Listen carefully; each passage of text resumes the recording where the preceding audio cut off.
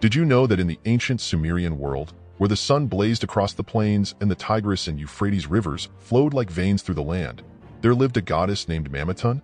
She was not a goddess of love or war, nor of the harvest or the hunt. Mammetun was the goddess of destiny, the weaver of fate, the one who held the threads of every life in her hands. Her temple, a towering structure of white stone, stood in the city of Uar, a place of immense power and ancient wisdom. It was said that Mammetun's presence filled the temple, a palpable force that whispered secrets to the wind and etched destinies onto the very fabric of reality. The priests of Mammetun, cloaked in robes of deep indigo, were the keepers of her secrets. They were the ones who interpreted her pronouncements, the ones who deciphered the intricate patterns of fate woven into the tapestry of time. They were the ones who, with trembling hands, held the sacred clay tablets upon which Mammetun's will was inscribed. But Mammetun was not a benevolent goddess. She was a force of nature, as unpredictable as the storms that swept across the Mesopotamian plains. Her decrees were absolute, her judgments unyielding. She was the embodiment of the inexorable march of time, the relentless flow of events that shaped the lives of mortals. One day, a young shepherd named Enki, a man of humble origins but with a heart full of dreams, stood before the temple of Mammetun. He had come to seek her favor, to ask for a glimpse into his future. He yearned to know what fate had in store for him, to understand the path that lay ahead. The priests, their faces etched with the wisdom of ages, led Enki into the temple's inner sanctum. The air was thick with incense, the walls adorned with intricate carvings depicting the cycles of life and death. In the center of the room, a single oil lamp flickered, casting long shadows that danced across the floor. The high priest, a man with eyes that seemed to hold the secrets of the universe, took Enki's hand and led him to a table upon which lay a clay tablet. The tablet was covered in strange symbols, a language that only the priests of Mammetun could decipher. "This, young shepherd," the high priest said, his voice a low rumble, "is the tablet of your destiny. It holds the story of your life, from the moment of your birth to the day you return to the earth." Enki, his heart pounding in his chest, stared at the tablet. He felt a strange pull, a sense of foreboding, as if the tablet itself was alive, pulsating with an unseen energy. The high priest, his eyes fixed on the tablet, began to read aloud. His voice, though soft, carried a weight that seemed to press down on Enki's soul. "Enki, son of the shepherd, born under the sign of the ram," the high priest intoned, "your life will be one of hardship and struggle. You will face trials that will test your strength and your resolve, but you will also find love and joy, and you will leave your mark upon the world." Enki listened, his mind racing, his heart filled with a mixture of fear and hope. He wanted to know more, to understand the details of his destiny, but the high priest continued, his voice growing more somber. "You will be a shepherd, like your father before you," the high priest said, "but you will also be a warrior, a leader, a king. You will rise to great heights, but you will also fall from grace. Your life will be a tapestry woven with threads of both light and darkness." Enki, his mind reeling, felt a cold hand grip his heart. He had always dreamed of a life of peace and prosperity, but the high priest's words painted a different picture, a future filled with turmoil and uncertainty. "But," the high priest continued, his voice softening, "your destiny is not set in stone. You have the power to choose your path, to shape your own fate. The threads of your life are not yet fully woven. You can choose to follow the path laid out before you, or you can forge your own way." Enki, his mind still reeling, looked at the tablet.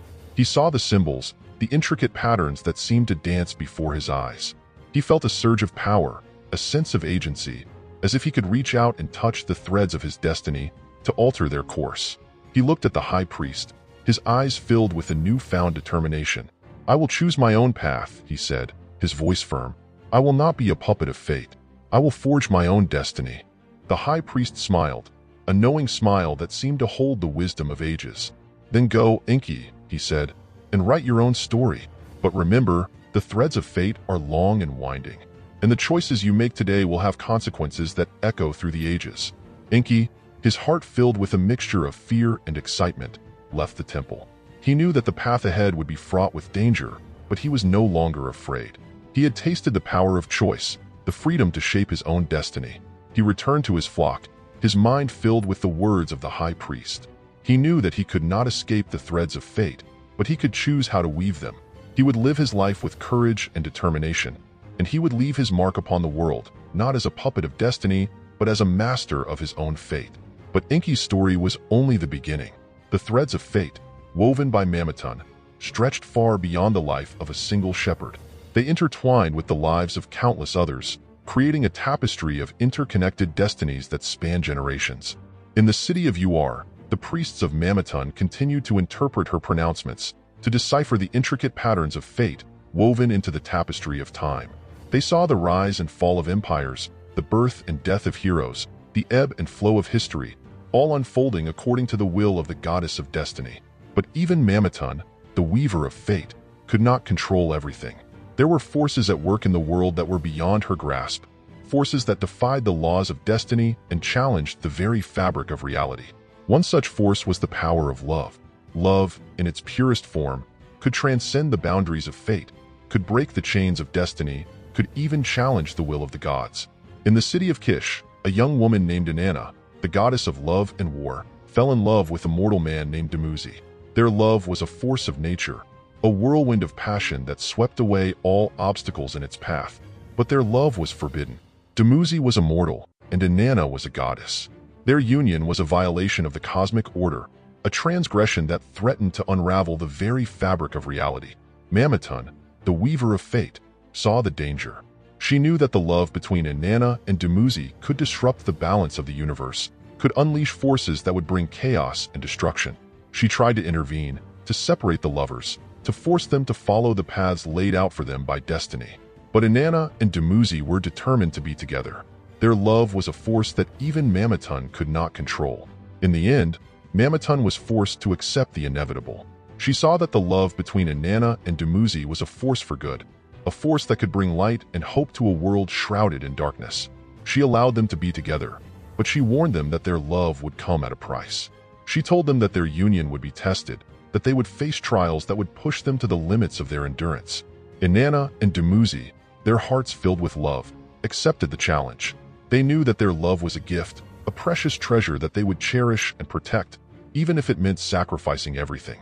Their story, like the story of Enki, was only a single thread in the tapestry of fate, but it was a thread that shone with a brilliance that could not be ignored, a thread that proved that even the most powerful goddess could not control the power of love. Mammetun, the weaver of fate, continued to weave her tapestry, her hands moving with an inexorable rhythm. She saw the rise and fall of empires, the birth and death of heroes, the ebb and flow of history, all unfolding according to the will of destiny. But she also saw the power of love, the power of choice, the power of the human spirit to defy the laws of fate and forge its own destiny.